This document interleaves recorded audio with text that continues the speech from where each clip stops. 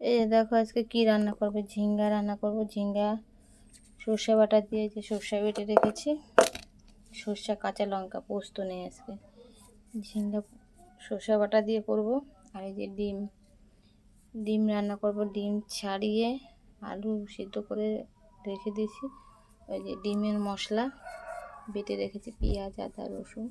আর এই যে ভাত হয়ে গেছে, ভাতটা আমি আগেই বসিয়ে দিই, তারপর রান্নাটা শুরু করি। এখন আমি কড়াই বসিয়ে দিয়েছি, এই ঝিঙ্গাটা দেবো এখন। এই দেখো তেল গরম হয়ে গেছে, কালো জিরে দিয়েছি। এখন আমি ঝিঙ্গাগুলো দিয়ে দিচ্ছি। ঝিঙ্গাগুলো দিয়ে দিলাম,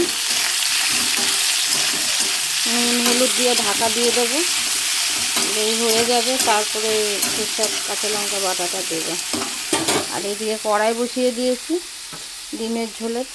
দেখো ঝিঙ্গার মধ্যে আমি হলুদ আর লবণ দিয়ে দিয়ে ঢেকে দেবো, দিয়ে ঢেকে দেবো।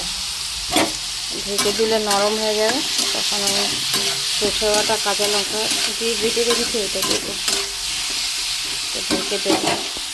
এদিকে তেল গরম হয়ে গেছে, ডিমগুলো ভেজে নেব। ডিমগুলো ভেজে তারপরে আলুটা ভাজবো।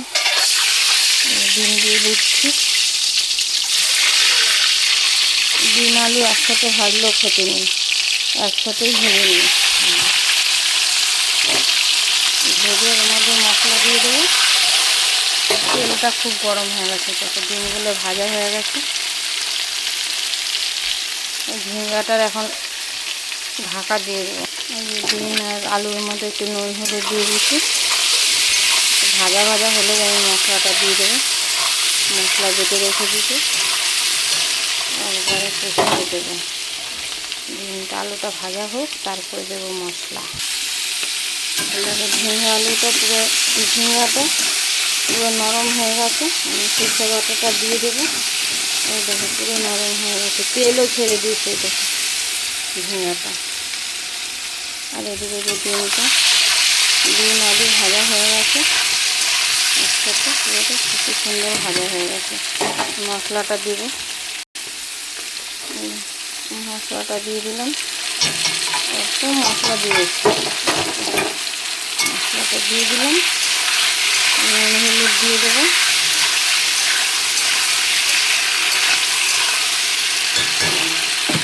ডিমটা কষি এদিকে সর্ষে বাটাটা দেখো, সর্ষে বাটাটা কাঁচা লঙ্কা সর্ষে বেটে রেখেছিলাম, ওটা দিয়ে দিলাম।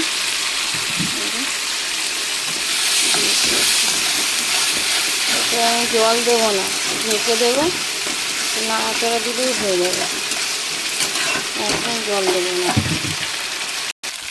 আর দেখো ডিমের মধ্যে হলুদ লঙ্কার গুঁড়া আমি লবণ দিয়ে দিচ্ছি, মশলা দিয়ে দিচ্ছিলাম, কষে গেছে। তারপরে নুন হলুদ একটু লঙ্কার গুঁড়ো দিলাম কালার হওয়ার জন্য।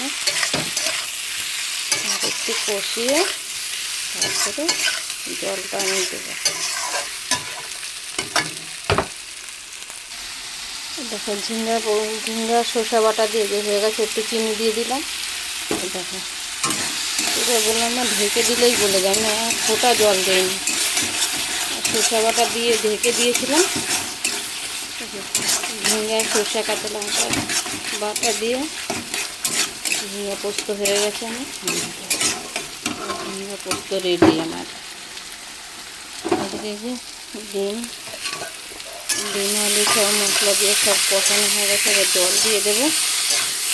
আলুগুলো সেদ্ধ হয়ে গেছে, পুরো গলে গেছে। জল দিয়ে দেবো এখন ডিমের মধ্যে। দেখো বেশি জল দেবো না, কষা কষাই করবো ডিমের ঝোলটা।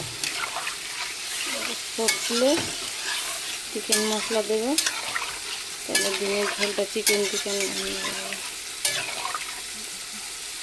ঢেকে দিচ্ছি এখন।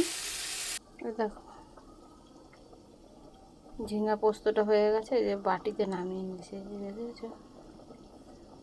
ডিমের ঝোলটা ঢেকে দিয়েছি, এখন হয়ে গেলে চিকেন মশলা দেবো।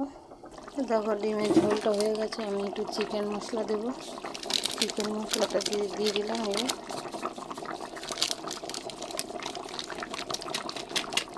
চিকেন মশলা দিয়ে দিলাম, অর্ধেক ছিল প্যাকেটে, তো দিয়ে দিলাম।